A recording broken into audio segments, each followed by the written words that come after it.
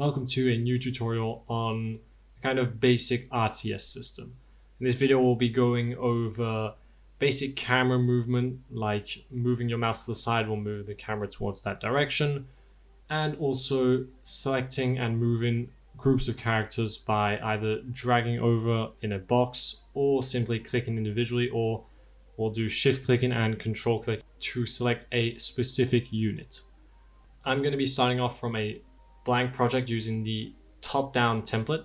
I'm currently running on Unreal Engine 5.1, but I do think most of what we're going to be touching today will work on most other versions of Unreal, past and future as well.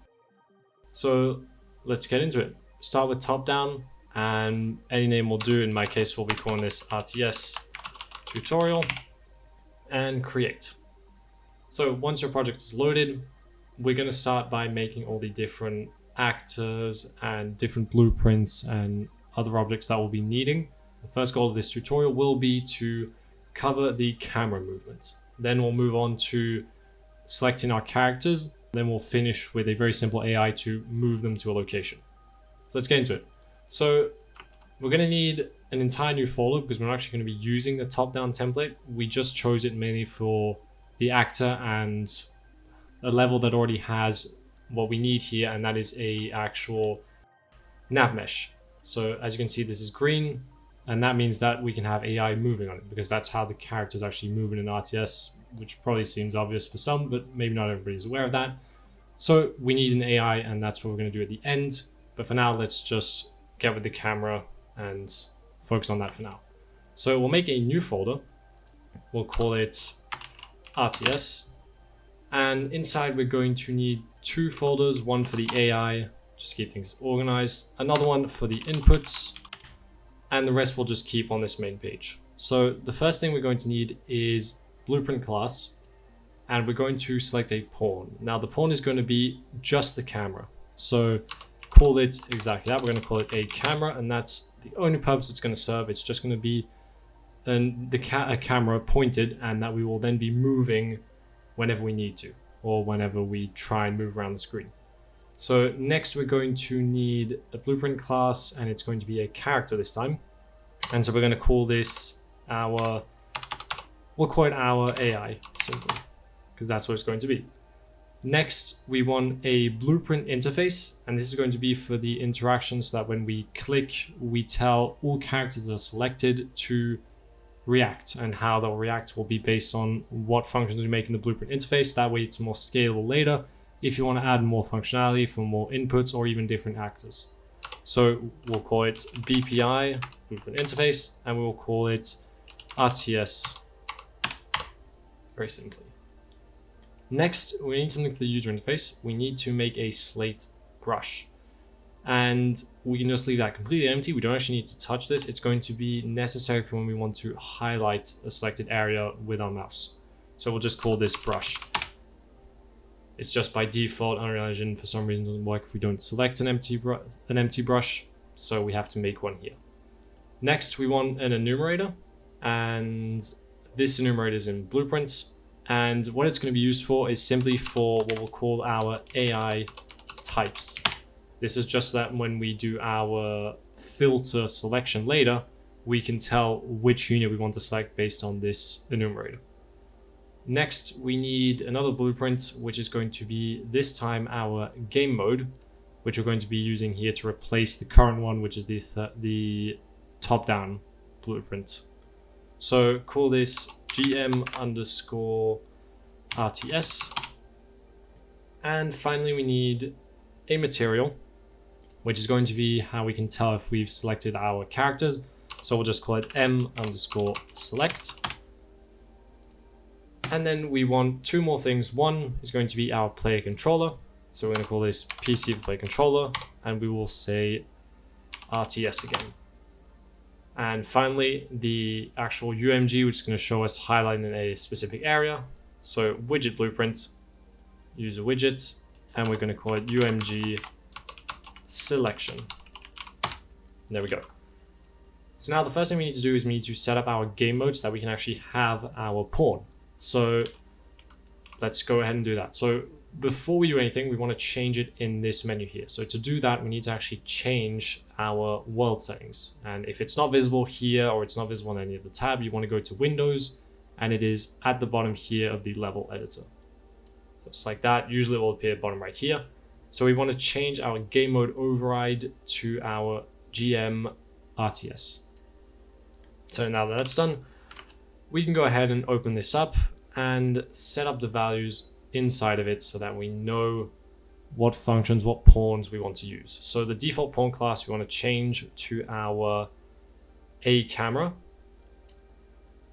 And for our player controller class, we want to change that to our PC RTS. So with that done, we're finished here. We don't need to do anything. Now we just need to finish setting up our controller, because currently right now, if we spawn, nothing will kind of happen. We can't do anything because we don't have any controller, any character, nothing. So we need to set that up. So first, we want to go to A camera. That's the first thing we'll do. We'll create an actual camera inside of it so we can actually see what we are doing. So let's do that. We want to get a camera, and we'll leave it in 0, 0. We just want to go ahead and rotate it a bit so that it's actually pointing downwards. So you can do whatever you want here. It doesn't really matter. Just know that if it is not 90 degrees downwards, the selection that we're going to do might be a bit off from what you actually see. And the reason for that is because we're going to be casting a line trace down from when the mouse is on the screen down to the world. So that means the more the camera is offset from being straight down like a screen, the more likely when you select an area, you won't get exactly what you want. So we can put something like 85, I believe, is still good, but we get to see a bit of perspective as well. And that pretty much does it. We don't have anything else we need to do here. Now if we go and play, we're going to be looking downwards. Now, what this does, the way we do it like this, is now we can actually place this as high as we want in the world. So this is the spawn. Anywhere we place it will be where the camera stays. So if you want to be higher for certain maps or lower for certain maps, or you might want it to vary later, you just have to change where it spawns, and we're just going to be moving it left, right, back and forth. So now let's get to the actual movement, and the movement is going to be done in our player controller. So let's go ahead and open that up. First thing we need to do here is to know how we can move our camera. We want to do it, we can do it, there's two ways to do this, right? Either we could add a widget, and whenever our mouse hovers over that widget, we would know that we can actually move. We can actually go to that location. Or let's say we hover a button on the side. We would be able to tell that we're in that area, so we move to the right. But we're going to do this on the event tick, because that way we can actually kind of more, it's easier to control the values with like a margin and the speed and all that. So to do that, we need to first save how big the screen is so that we can tell relative to the window size how much space we want to take up for that actual movement. So to do that, we want to use a function called get viewport size. And it's very simple. It's just this. It's a 2D vector. We're going to promote this to a variable, which we'll be calling simply viewport size. Now, we can't do this directly on begin play. And this is just from me testing. If we do it immediately, for some reason, it doesn't load yet. It doesn't load the viewport size immediately. So it will stay at 0, 0, which will cause issues, obviously, because scaling with 0, 0 doesn't work.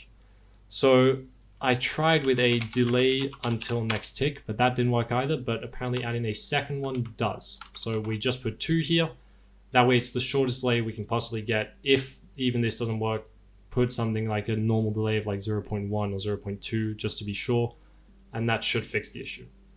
So the next thing we need to do is actually our inputs, because we want to have a few inputs to do all this. So we'll go and add those now. And that way it's done, but we won't be using them straight away. So we just want mainly one input. So we're going to get our input here, input action. So we'll say IA, and this will be select. So we don't actually need to do anything here. We can just leave it as it is. We want to right click on it and create an input mapping context. So we'll say IMC, and we'll rename that to RTS. There we go. So now we can get our enhanced input system. And we want to plug this to add mapping context, and we will select the mapping context that we just made. So RTS right here. Now, I just remembered we do actually need a second input, and this is going to be called IA target, so to speak. And so this one will be for selecting our units, and this one will be for movement. So target may not be the perfect term for it, but that's what it's for. So we need to now add it to our IMC here. So by default, select is there because we based it on select. So we don't want to do plus, and we will select the target. And for select, we will put left click, and for target, we'll put right click. So we can save this, close it, and now we want our event tick. So right here, we want to start off with a branch because we want to be able to tell at some point, maybe not right now, but if we add IA select right here, for instance, if we are selecting our units, we might not want it to move. We don't want to move the camera if we, let's say, we drag from here and were to go to the edge. We don't want this to happen. But at least that's how I'm going to set it up. If you don't want that, that's perfectly fine. You can let it move the camera like that. What we need to do here as well. So one of the conditions is if we are selecting, we don't want to do anything. But another condition we want is, well, if the mouse is not on the screen, we don't want to do anything. But at the same time, if we're in the center, we don't want to perform the calculations needed to move because they're not going to actually happen. So what we'll do is we will reroute here, and we will right click on it to make it to a function. So collapse the function, and we'll call it can move camera. And we're going to turn this into a pure because we don't need it to, it's only going to be executed once anyway. So open this up, and now we're going to have to add a bit more here so that it actually serves a purpose. So we'll move this down so we have a lot of space. First thing we want to do is get mouse position on viewport. This is the main thing we need to know. We need to know exactly where our mouse is at this point in time to be able to tell if it can actually perform the calculations to move, if it needs to move or not. But we also need to multiply this by the get viewport scale. And if you don't do this, it kind of won't be aligned to what you need. And I don't know why, but in Unreal Engine 5.1, I think we can't even change this to a float anymore. So you just have to split this and simply plug it in like this. Now, next what we need to do is we need to break this value right here. And what we want to check is well, if our mouse location is at the limit where we want to be able to move. So to do that, we need a value, which we're going to be calling margin, and it's going to be a float. And I believe 200 is a good value to put. It's going to be 200 on the right, 200 on the left. So for 1920, that's not too much. It leaves a lot of space in the middle to still move. You can obviously change this, it's not a problem. So what we want to check is if X is inferior or equal to our margin, then that means that we are on the left side and we are trying to move to the left. Now, the same thing also holds true for the Y. It means that we're at the top or the left, because that's how these values work. But on the other hand, we also need to check whether we are on the right side or the bottom. So to do that, we need to get this value here, and we're going to subtract from our viewport size that value. What that will do is it will give us the number we need for the bottom and the right. So we then want to do the same thing. We want to break this. And with the break, we're going to perform the same operation as here. So we will copy this and plug them both in right here. And make sure we need all of these. It's not like these are replaceable. They need to both happen. So we're then going to have all of this be an or, because if either one of these is true, then that means we do want to move. So if either of these are true, or if our get mouse position, and this is from player controller, so we can leave it as self because we're in the player controller. What this does is kind of similar to this, but what we need here is if the mouse isn't present on the tab, then it won't try and move to the side. Let's say if you move the mouse off screen. So if this is true and this is true, that means we have the mouse on screen and that we're on the edge of our screen and we want to move. So in that case, we plug it in here. Now, if we want to add that, if we are clicking to select, then we need to get our IA select here. And we can say if this is not true. If all these three conditions are true, then that means we can actually move, and we can move our camera to the right, to the left, up and down.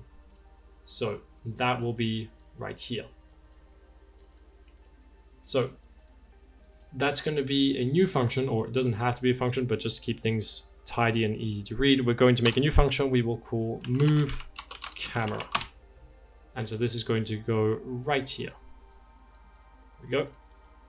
And inside of it, the first thing we need to do is we're going to need a function. And actually we could have made that into a function. So go back to can move, and we're actually going to turn this into a function itself, because we're going to be using it a lot and we might as well have it be in one place. So collapse this to a function, and we will call it get scaled mouse position. That, and it will be a pure cast, so that if that doesn't reconnect, you just need to reconnect it to the end. And there we go. So we don't have to change anything here. It's just fine. Let's just double check that it's set up correctly. Yes, it did, no problem. So we can close can move, and we can go back to our move camera.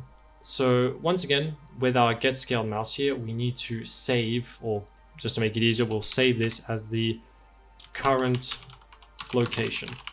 There we go. So save this here.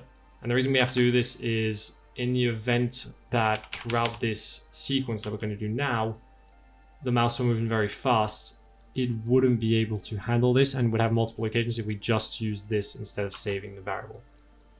We're going to need three parts of the sequence here. The first part is going to be a add world. No, sorry, that won't work. First, we need to get controlled pawn, because we need to tell the pawn, and the pawn is our actual camera that we made right here, that it needs to move. So to do that, we're going to say add actor world offset, and that will be a delta offset, so it's not taking the actual current location, it will just add it to it. We don't need to worry about getting it, we just want to move. And so what we want to do is we want to move X and Y. We don't want to touch Z, Z is for the height. So what we need to do here is we need an extra value that we don't have yet. So we have our margin, but now we need to talk about how fast we want to move. So we want a margin before, so we want something called speed. And in my case, speed was set to about 6. You're free to change this, because how we're going to set this up is that if you are closer to the edge, let's say this is the edge of the window, it'll move faster than if we're at the 200 line here for our margin. So the closer you are to the edge of your window, the faster you'll move. So we want to get our speed here, and we're going to multiply it. And here we're going to need two local variables again. One is going to be direction, and it's going to be Y, and another one is going to be direction X. Now, note that we are using Y here for X, and we're going to be using X for Y, and the reason for this is because what happens in 2D is kind of the opposite. It depends how, well, no. Unless the camera is upside down normally, at least even that I'm not sure, but in world space, X is this way, and Y is, X is that way, Y is that way. But the thing is, they're the opposite in the screen space. So for that reason, we actually have to invert these two. So now we have to get to our conditions of how to move these variables. So we're going to start with the second branch, just because it's going to be easy to read that way. So what we want to do is, with our current location, we want to check whether our Y here, or the X, but we'll start with Y, is less than or equal to our margin. So we did do this before, but we need to know exactly where it is so that we can determine what value we need to put for our direction here. So if this is the case, then that means that we are on the left side. So if we're on the left side, what we need to do is for our direction Y on true, we're going to be setting it to the location right here, like this. We will be dividing it by the margin. So that'll be like dividing it by the total. And we then need to say -1 or 1 minus, sorry. And the reason for this is because otherwise it would be the opposite, and the closer we would get to the edge, the slower it would get, whereas we want it to go faster. So this is going to be dependent on which kind of corner we're talking about. So pay attention to specifically which one we're talking about here. So this is for the left corner, I think, or the top up here. So next we want to do the condition where it is on the other side, so it's at the bottom. So to do that, we need to check whether our viewport size here, so our viewport size split, we want our current location again, and we will say viewport size minus current location. And if this is inferior or equal, once again, to our margin, then that means that we do want to move. And if we don't, so on false, then we will simply set direction Y to 0. We don't need to change it because we don't want to actually move in that direction. But if it is true, we want to once again set our Y here, plug it in like this, there we go. And we're going to be copying this, because this is what we need here. And once again, we'll be dividing by the margin, but this time the difference will be divided by the margin. And we want to say -1 again, but we need to multiply this by -1. And the reason for that is very simple. This will go to, for instance, 1 if we're at the top. It will be almost 0 if we're at the bottom of the margin. But in the case of being at the bottom, we need to put it negative. So we need to multiply this by -1, meaning that we'll move in a negative direction. So -1 here, and plug this in. There we go. So next we can move on to the X, which will be very similar. So I think we're just going to copy this for now. So let's just do that. Plug it in to the then 1, or then 0, sorry. And we will just, for the checks, they're definitely the same. There's nothing to worry about there because it uses the same logic anyway. Just replace the X's or the Y's with the X. And that'll do it. Now let's check for this. So here we need to do the same thing. Just replace the X again. But we need to put -1 this time for the left side. And that's because in world space, in where the player would be moving, the left is negative. So even if the value here is closer to 0, we have to put -1 here. So it's the opposite of what happened with the height. And so what that means is for this part, we don't need our -1 because it's the opposite, multiplied by -1, sorry.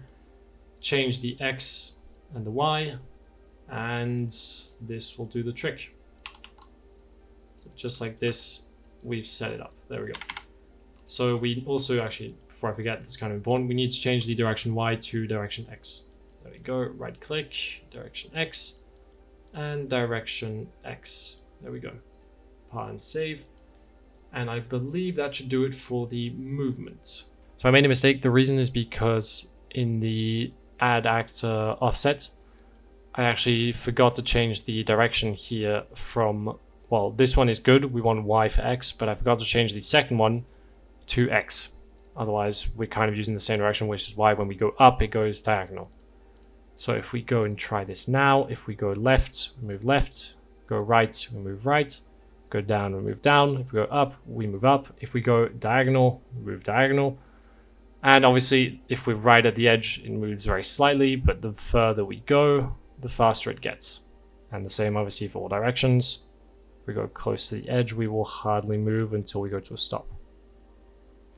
There we go. So that does it for the camera movement. That's all we have to do. Now we have to get into, well, making a selection zone so that we can do this. So I think what we'll do is before actually making our visual cube like this, we'll actually start by making the physical selection in the world space. So to do that, what we want to do is we'll make a few new functions. And this is all going to be once again inside of the player character. Nothing's going to change there. Most of the logic will be happening right here. So we want to use our select, and we're going to move it a bit down for a bit of space. And we're going to be making a function we're going to be calling draw box. And we're going to need a second function, and this is one that is already, I believe, in our content because we took the top down. So I believe it is in the blueprint and the top down controller. We're looking for the function called get location under cursor. So we can copy that and place it inside of here. What it does is it gets a hit result under the cursor by channel, like this, and it breaks that hit and gives us that information out. So that's all it is. It's nothing too complicated.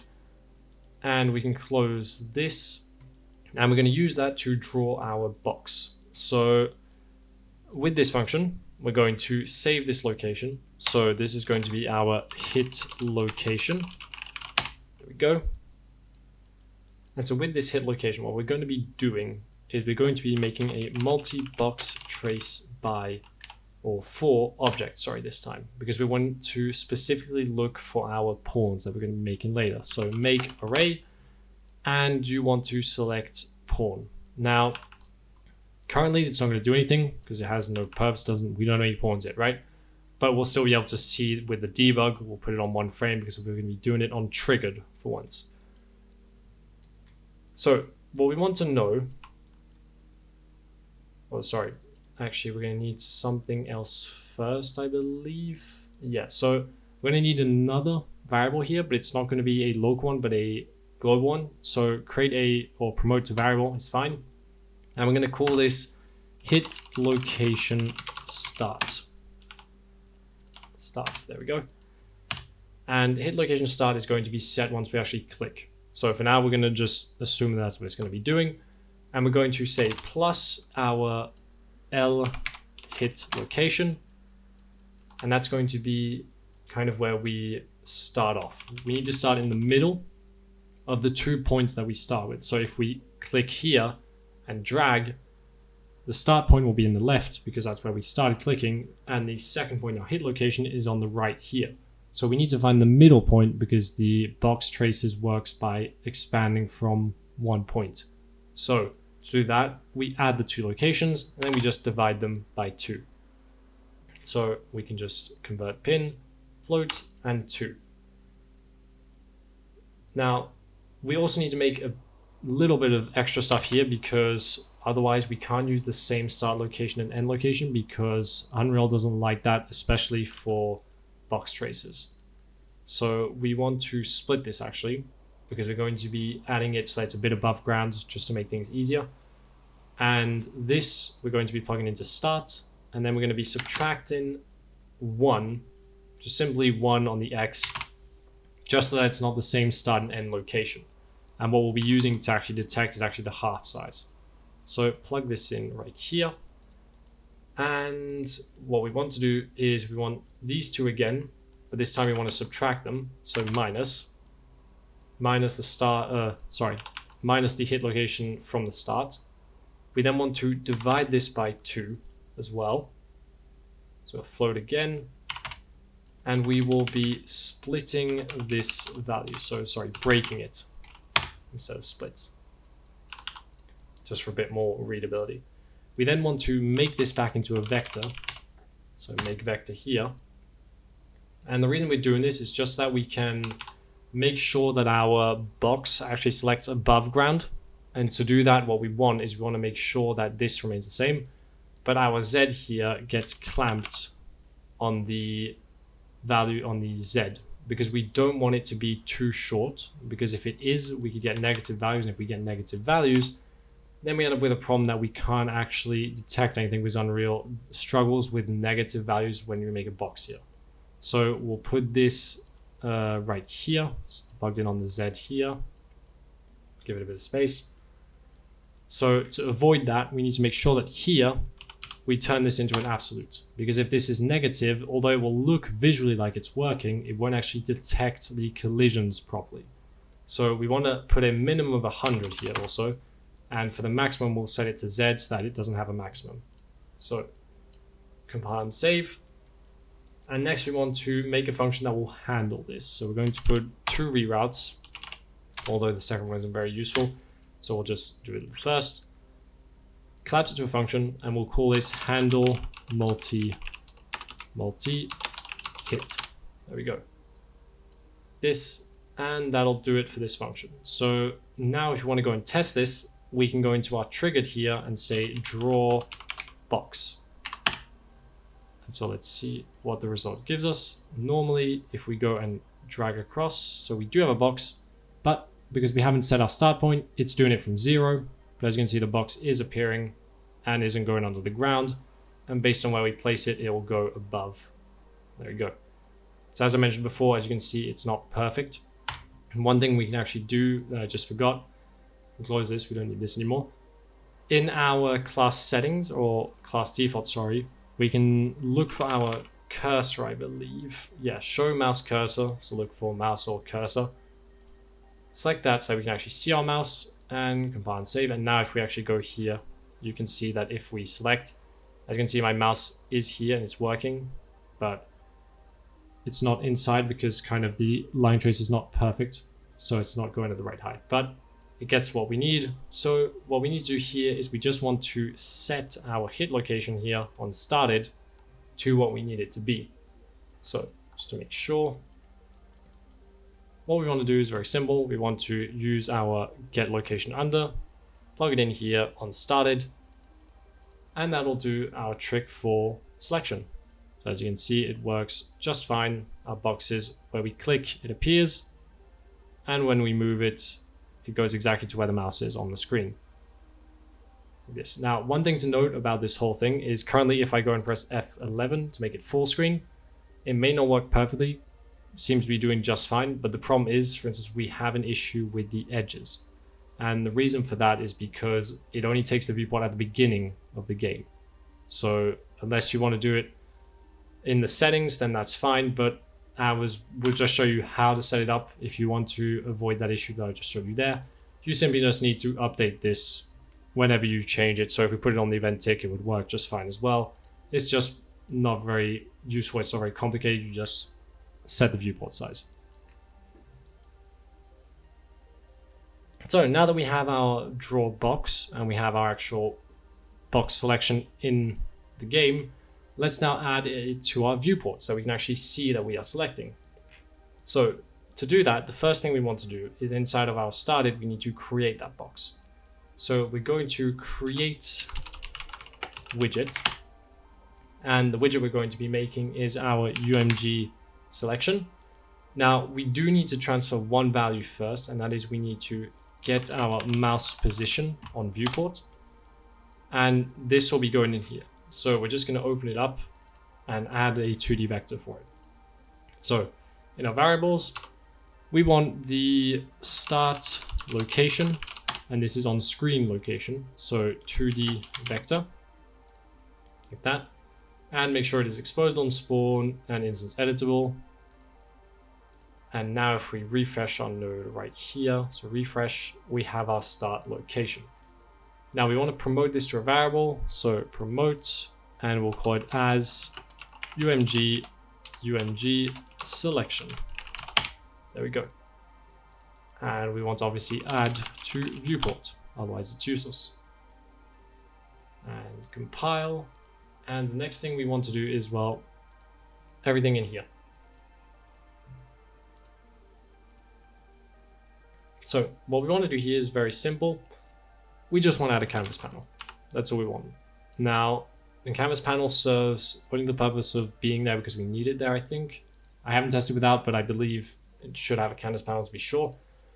And then what we want to do is we're going to be painting on top. So there's an override function for that, which is called onPaint. Or sorry, just paint simply. Yeah, onPaint with a space.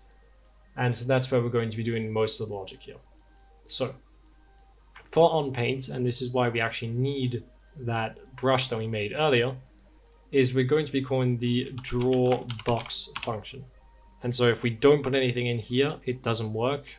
But the brush actually serves no purpose because the tint is what handles most of the stuff. Is we have our start location, and just like before, we're going to use the start location and the current location to update it. So to get the current location, we will get mouse position on viewport again, and we will call, or promote this, sorry, don't know why I'm saying call, promote this to a local current location. There we go. We can plug this into the draw box. And what we want to do is we will get our start location. We'll get our current location. We will say minus, plug these two in.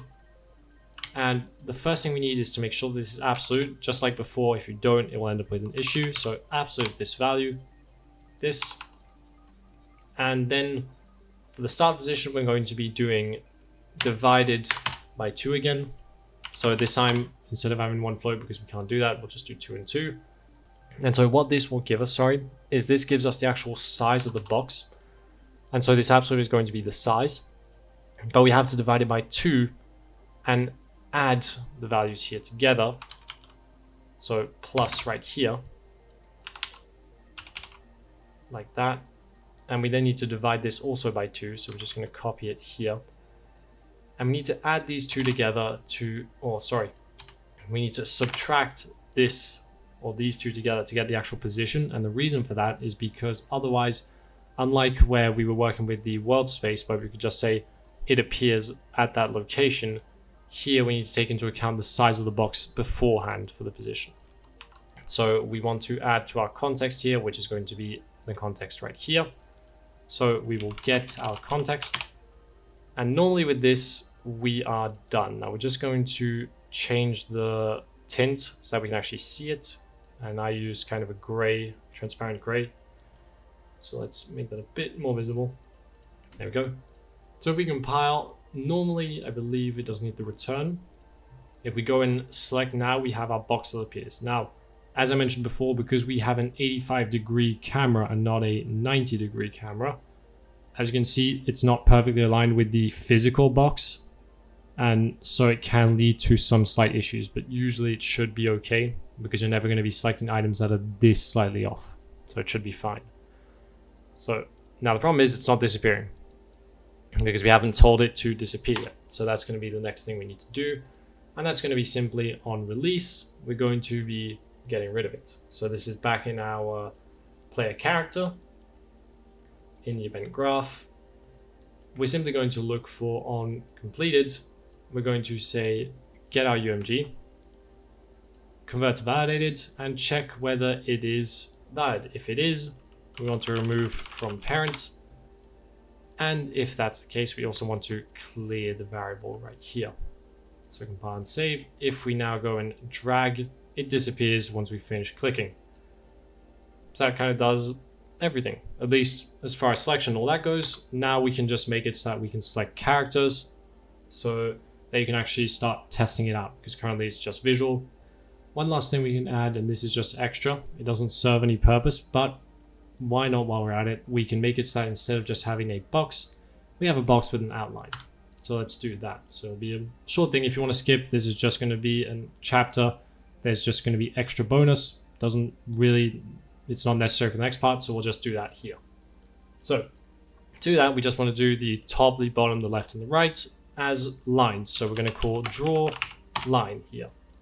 And we could do draw lines, but just to keep things simple, we'll keep them separate so that you know which one is which. So we'll just add a little bit of information. So this is going to be the top one we'll do first. So we want to get our start location. We want to get our current location. We're going to split both of these. And we're going to split both of these as well. And obviously you can make this whatever color you want. Thickness 2 is good, just so it's visible. And for position A, X, we'll put start location, and the same for Y. And for the position B, Y here, we're going to be using the Y from the start. And so what that does is we're simply just changing the X so that we have the same start point and just a different endpoint on the Y. And because the Y is the same, that means we're keeping the same height, but the X is changing, so we're moving along the top line here. Because we're using the start location, which is always in the top left. So then we're going to do pretty much the exact same thing for the bottom. And so for the bottom, instead, we're not going to be using our Y from start, but we're going to be using Y from end. And so like this, we have our bottom. So currently, let's just have a look and see if it works. If we select, we have our bottom and top line just fine. So next, let's do the left and the right. So once again, we'll just copy these because we use the same values pretty much. This will be our left. And for the left line, we do the opposite. Well, we'll just do the same thing, but with the X. So connect all of these, and we simply want to use the X from the start. And so if we run this again, we have our left now, as you can see. And we can then do the last one, which is going to be the right line right here. And same thing as before, we just use the X instead. And now we should have all four, lines around the edges. So there we go. And that does it for making our selection tool. Now let's get into actually making the actors to be selected. So the first thing we're going to do is we're actually going to make the AI, let's say, because it's going to be rather simple. There's not going to be that much to do. So the first thing for our AI is we're going to need to create a few actors or assets for that, because we didn't make those. So first things first, we need a blueprint class, and we're going to be in all classes looking for AI controller. So select AI controller, AC for AI controller, and we'll call it RTS. Then we want to make from the AI section right here, I believe, artificial intelligence, we're looking for behavior tree. There's going to be BT underscore, we'll call it RTS again. And we can just open this up for a second so that we can create a blackboard. So on our left here, we have a new blackboard. Going to do that, create it here, blackboard, and we will call it RTS. There we go. So that will make it appear right here. So we're going to be getting back to that in a second. So next we're going to need one last thing, and we'll get to that actually in a second. So I'm just going to make the AI first, or the logic for the AI first, and then we will do the rest. So we're going to start very simply. We need to open our AC RTS to our AI controller, and we need to tell our AI controller to run behavior tree. We need to decide which one to run, otherwise it won't know. So to do that, we'll call BT RTS. And that's all we have to do here, nothing else. So we can close that. And next now we need to do our actual BTRTS. So we need to do our behavior tree. And so our behavior tree is going to be rather simple. We're just going to have a sequence here. And the sequence is going to have or be based on two Blackboard keys that we need. So the first Blackboard key is going to be a Boolean. So it's going to be a move, and this is going to be whether we are allowed to move the characters. So if, for instance, we interrupt them by clicking again, it'll call false and recall itself so that we know that we can move again. We have a new location, and that's going to be target location right here. And we're going to save these two and move back to our behavior tree. Now in the behavior tree, the first thing we want to do is in our sequence, we're going to add a condition. So this is going to allow us to actually act. Now, if for instance you have more logic you want to add, you could have a selector here and plug this in here and have it do, for instance, shooting if it's close to a target and all your other logic like idle. And if ever you click, then this gets called because we tell it that our decorator right here, we're looking for our blackboard. If our move is set, then we want to start moving. So we're just going to do it directly with the root because we don't have anything else it's going to do. And then we have a selector, because what we want to do is if we have reached the location we're aiming for, so is, I need to call here move to, If we move, we're not at the location, so to check if we're at the location, we can add another decorator, which is called is at location. If we are at location of target location right here, then we want to, if we're not, so we need to make sure that this is the inverse condition. Then we want to move to target location. That means we haven't reached that point yet. Now, on the other hand, if that's not true, meaning that that it is true that we have reached the location, we need to have a new task that turns that variable back to false to tell that it has arrived. So to do that, we need a new task. And so we're going to make one. It's going to be very, very simple. We'll call it behavior tree task. We'll leave that. And we will call it stop move. And so what we want to do inside of our stop move is we're going to override a function called receive execute AI. And what we want to do is we will call the function set blackboard boolean as boolean here. and we're going to promote this to a variable. And so for those of you who are not very familiar with how behavior trees or blackboards work, this in and of itself, we're going to be using it again, is a key, a reference that we can get inside of our behavior tree. Think of it as a variable that is exposed on spawn. And so for a variable to be exposed, we need to make it instance editable. That's what this will do, is it'll allow it to appear once we call our function here. So it was bt stop move. We can actually see we have a key here. So it's very similar to how you have a variable here. We have one here as well, our key that we made, that's the name of it. We can select any of the variables here that we need, and the one we chose was move. We want it to be a boolean that we have right here. So we're going to set it to false because we no longer want to move. Now this can also be used for normal variables. You don't have to do it with a blackboard key, but in our case, that is what we want. So we're going to call finish execute after this. And this will tell that we finished the logic of the function, let's say here, this node. And so we want to make sure that it's success, because if it fails, it will automatically send the information back to the root and re-go through the logic. And we don't need that because we're just going to call it once and it will stop logic anyway.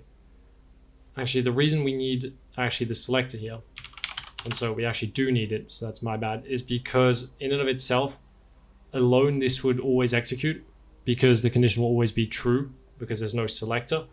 So the reason we need it is so that it does have a condition to meet. And so the condition for us is if ever this isn't set, we don't want to do anything because we want to do what would be here. So to allow that to happen, we need to inform it that if the result changes, so normally it's on value, normally it's on result change. We want to put it to on value change. So if ever this gets called, the value will change, and we want to abort self. So this should come up kind of like cyan, and that means that we've actually changed the conditions, and they will stop executing all this once it's reached its location. So we can save, and now we are done with our RTS, but we're going to keep our blackboard open because we're going to need the names here in a second. The next thing we need to do for all of this to work is we need to get our actual character, our soldier base. So to do that, we want to get our AI here that we made. And within it, first thing we will do is we want to actually set our mesh, because currently our character doesn't look like anything. So let's select our Manny symbol, for instance, and we will rotate it 90 degrees so it's looking in the right location. We're not going to bother with animations. I do believe we can just select one in here. Yeah, so now it will just move. It may not be perfect, but he will move. And we want to add one extra thing, and that is a plane. And we'll just be using this for the selection in a second. So we're going to be attaching it on the floor. So right there should be fine, I believe. Yeah, we want it to be a bit bigger. So 1.75 should do it. And we'll put in -80. This is going to be transparent anyway. For now, it's just white, but it's going to be transparent. We're going to remove all collisions by putting it to custom and ignore. So compile and save. And so one thing we can actually check now, just to be sure, is now we have our character. We can see if we can actually select it, because it is a pawn. So if we go here, as you can see, the selection is visible, it's succeeding. If we go in any other direction, it's fine. If we hover anything, no problem. If we add a second one, it should also work, no problem. It selects both of them. Good, so that's exactly what we want. Selection is working. Next, what we want is our actual inputs, our controls. Now, as I mentioned before, we want to do this with a blueprint interface.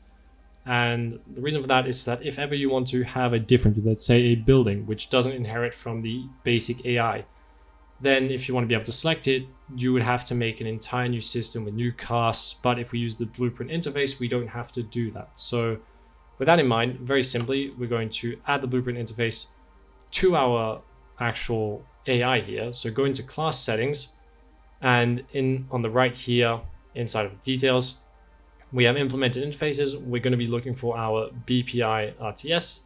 Select it. Now currently by default nothing is there because it's kind of empty right now. So we're going to be adding the functions for it. So we're going to need 4 functions. One we're going to be called select actor, Another one we will call deselect actor. Oh, not actor, just actor will do. One more for move actor. And a final one for return type. And this is going to be to return the type of the soldier or the character that you need based on the filter system. So to do that, we need to just give it a type, which will be the return value. And it's going to be of type E underscore, I think it was RTS we called it, or did we give it another name? EAI type, sorry. AI types right here. So currently it's empty as well. That's fine. We'll be changing that later. So for the select and deselect, we don't need to do anything. We just need to inform it that it's happening. For move actor though, we do need to tell it that where it needs to move. So that's going to be a new input, which is going to be a vector, and we'll call it target location. There we go. Compile, and we can close this now. We don't need it anymore. Now, because of what we just did, it now appears that our interfaces are visible. Now, for move actor, we'll put it here. We need all three of these, I believe, for now. And we'll also, for our return type here, we're going to promote this to a variable as well. So promote to variable, and this will be the AI type. And we're going to make this instance editable, just so we can test that we have multiple AIs, just to be sure that everything's working fine. So currently, if we go into details, we can actually change our AI type here for each of them individually. So back inside our AI, we want to do the event graph now. So what we want for select and deselect. For deselect, we're going to tell our plane to set hidden in-game. And this is what we're going to be using to show, because what we're going to do is we're going to add a circle around the player's feet on this plane, or the AI's feet on this plane. So once we select it, we unhide it. Once we deselect it, it gets hidden again. So we'll just make it hidden in-game by default. So currently if we play, the AIs are just there, they don't have anything at their feet. But if we select them, that changes. So for the move actor, what we need to do is we will take that target location and we're going to feed it to our behavior tree. Now to do that, we need to get Blackboard, and it'll understand directly that the Blackboard is referencing to its AI controller. So it will get the AI controller and manage this. I believe Blackboard is inside of the AI controller. That's where we added it, but it will understand here as well. So we want to set vector value. And here we need to make a literal name, which we get to input as our target location. Now, because it uses names, you need to make sure that you use the exact same terms you used here. So if yours is different than mine, make sure that you get it right to the letter. So we then get to plug our target location in here, and we can attach this right here. Now, what we also need to do is we need to inform it that we can move. So to do that, we need to set our boolean. So we're going to set value as bool and line this up. And this time, once again, copy our literal. And we want to say move. I believe that is the term we used. Yes. So for this one particularly, we just need to use it twice because we need to disable it in the event that we are already moving, and then re-enable it because we can now move again because the location has changed. So it would probably be better to do this the other way around. If this is true, we disable it, and then we get to call the new location and we tell it to move. Like this. There we go. Compile, save. That does it for our AI. We don't need to do anything else. We can now just select them. That's all that's left to do here. So we once again go back to our player character. We don't need our Blackboard anymore. We don't need our AI. And so what we need to do is we need to do our selection again. So right below here, we're going to actually need some extra information or extra inputs. So we're going to get our control input. So left control will do. And we're also going to get our shift left as well. And so with this, we're going to make two booleans just to check whether they're active. So this will be CTRL control, and boolean, and another one for shift. And so shift is going to be true when the left shift is down, and it's going to be false if it isn't. And control will be here as well. There we go. True and false. Compile. And the last thing we need is we're going to get our target input. So this is the AI target. So what we were going to use, or sorry, not AI, but IA target, which we're going to be using for saying what we want to move. And so we're going to use this on our started. It's going to have a branch, and we need to simply check whether is not empty for the array. And the array we're going to be making is simply an array of actors. So this is going to be selected actors, and this can be of actor type, so just look for actor very simply, and in our object types actors, and we'll change this to an array. Now, because of how we set this up with the blueprint interface, we can actually do this with just any actor as long as it has the blueprint interface. So to check that, we want to move our actors. So we're going to make a function for this here because it's a bit complicated and it's tidier to have it here. So move actors, and this is going to be called right here. There we go. And make sure you don't use the message one, so not this one right here, because this is from the actual RTS blueprint interface, which you don't want. So in our move actors, we want to once again use our hit location. So get under here because we just right clicked, so it will look for that location. So we want to promote this to our new location, hit location, we'll do, attach it right here. And what we need to do here, because we can't just move to location, because it would be very simple if we could just do that. But the thing is, we might need multiple locations, and to do that, we need to make another variable here. So we're going to promote to local, and we'll call this move or move to. And I'm going to get rid of it, but we're going to right click to turn it to a array. And we're going to say add, and we're going to add our hit location. And the reason we do it this way is so that we can place multiple points. So one thing to be careful about here is that there is a chance that you might get an infinite loop if there's not enough space for the actor to arrive in the zone. So we'll try. I did set up a system that should compensate for this and make the zone big enough to fit all the actors, but just to be sure, if ever you get an infinite loop from this location, that's the problem. So we want to know how many actors we need to move here. So we get our length from our array, and we'll say actors to move. So right here is where we're going to have now a while loop, which is going to check for locations available. And so here, if you want, you could also add another condition to what we're going to do, which is going to be move to location length. As long as this length is inferior to our actors to move, for the failsafe, what we'll do is we will put an and here, and we're going to use a simple increment to check whether we can or whether we don't do it too much. This will be increment, and it's going to be an integer as well. And as long as this is inferior to 99, then we can keep going. So this will just be kind of safe. If ever it tries too much and fails, then it will stop. So we will go and increment this here, right here. So sorry, we'll just call increment. First thing we'll do, loop body, there we go.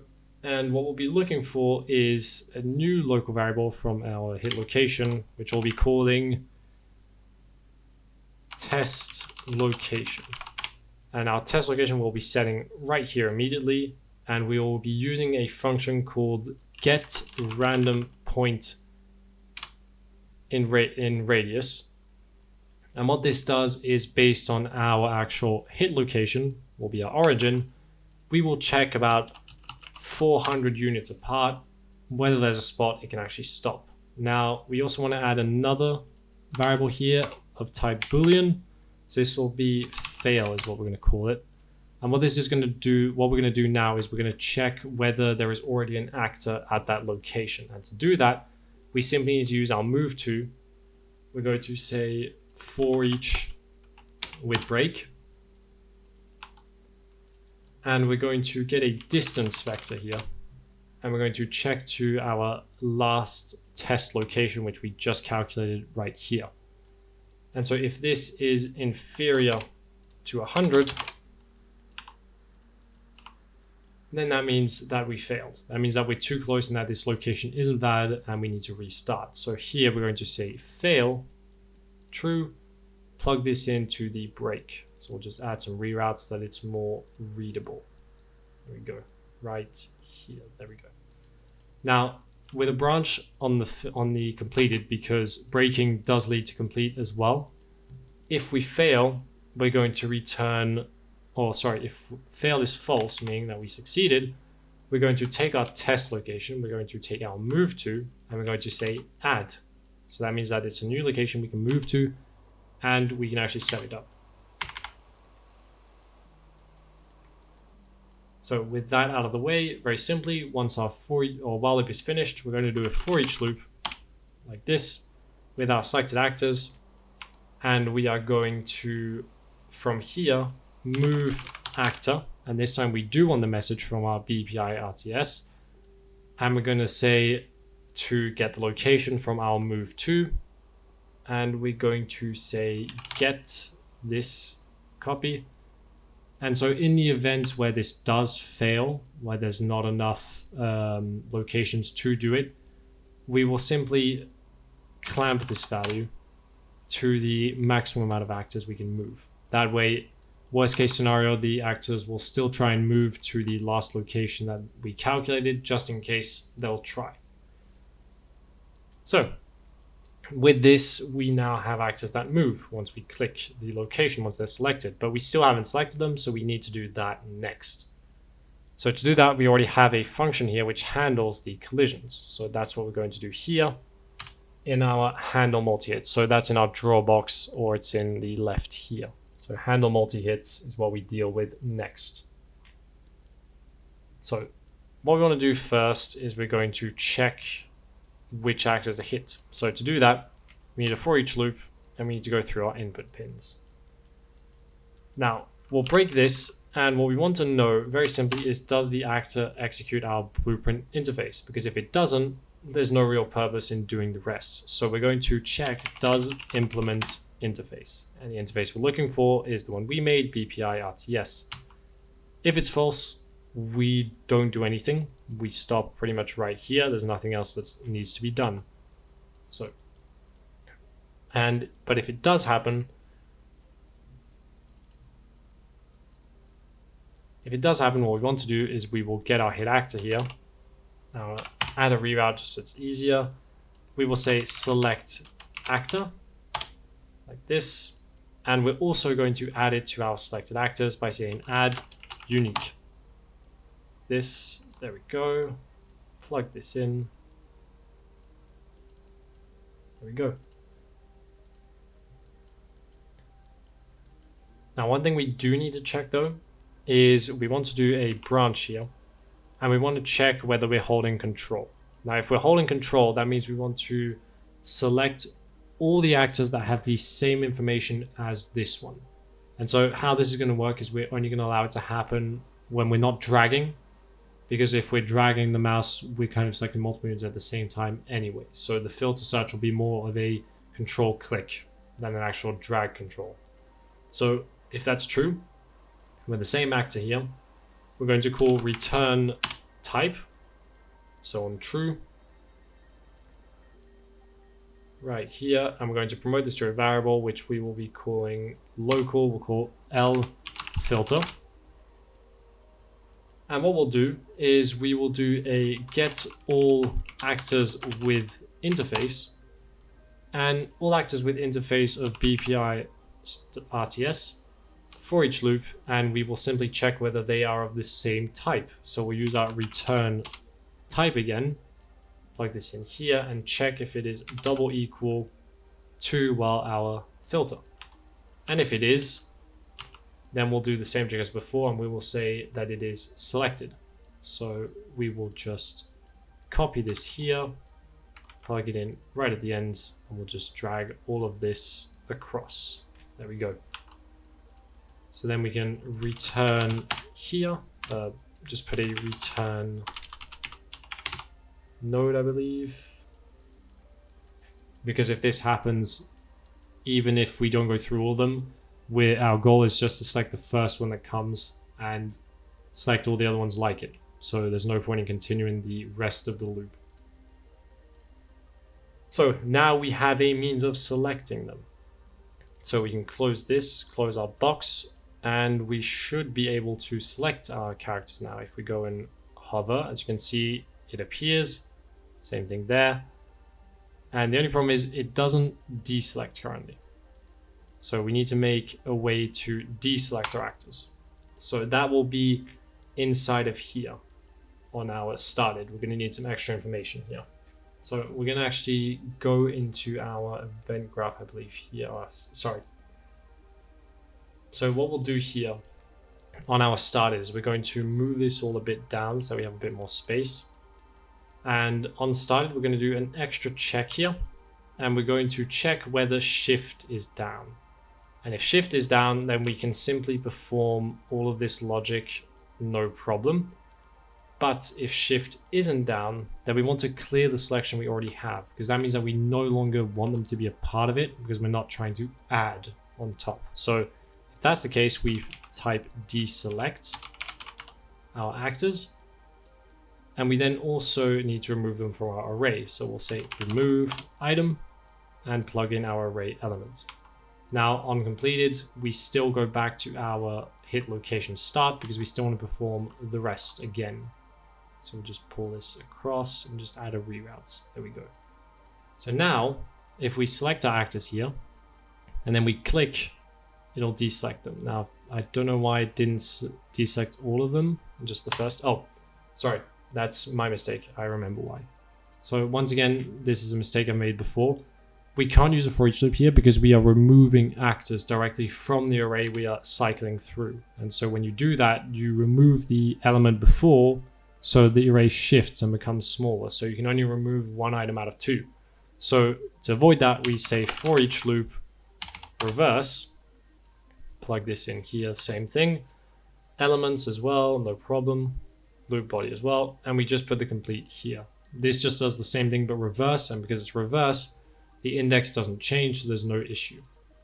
So now if we select them and click, they get deselected. If we click here though, one thing that we don't have really set up is because if we click here, unless you're clicking specifically at the location of the camera, then you might end up with situations where you don't actually click on the actor that you want. So what you can do is you can add a custom draw box here on trigger or on start, sorry.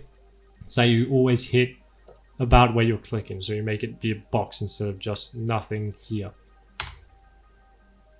And so the last thing I think we need to do is we want to actually, well, let's try and move them. So it's not actually moving. So let's try and figure out why that is. So we're getting an error. Okay, so I believe the problem is we haven't set the AI up correctly.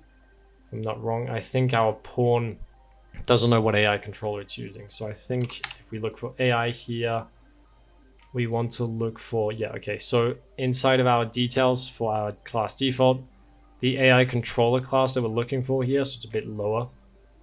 It's currently set to the AI default controller, which is not right. We need to be AC RTS. And now if we select it, it should work.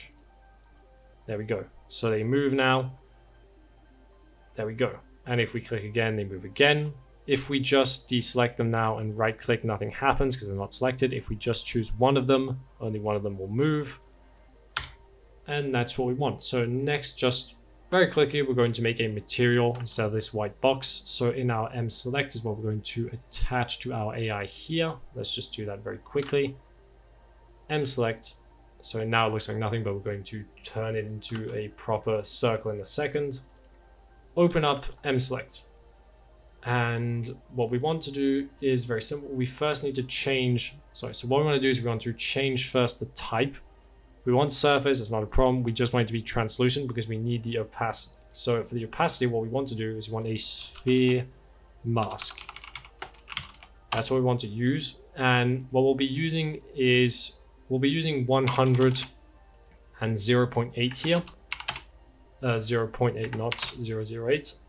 Now you could turn this into variables if you want to make it manually changeable later, that's fine.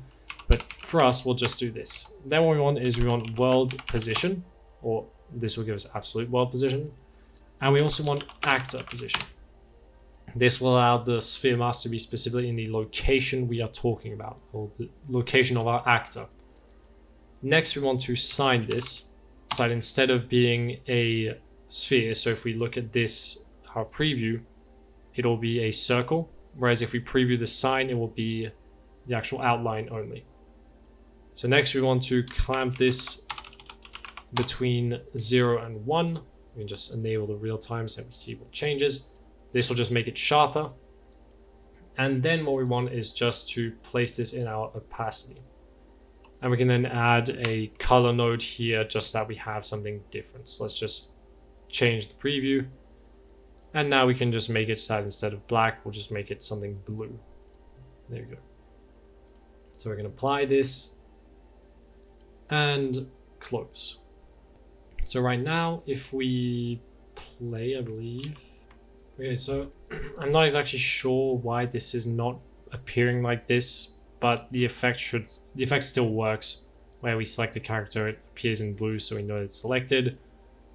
So I'm going to leave it at that for this. Next up, we're going to be doing the kind of filter selection. So to start that off, we need to get our enumerators working. So we'll just say unit A and let's say unit B. So we have two types, B. There we go. Now, one thing worth noting already is set up is if we select one and shift select another, we can get two. If we just select one and try and select another, it will not select the second one. So for the AI type, very simply, we already have it set up so we can select it here. We want two types just so we can test it, and we want to make it so that we can actually choose them.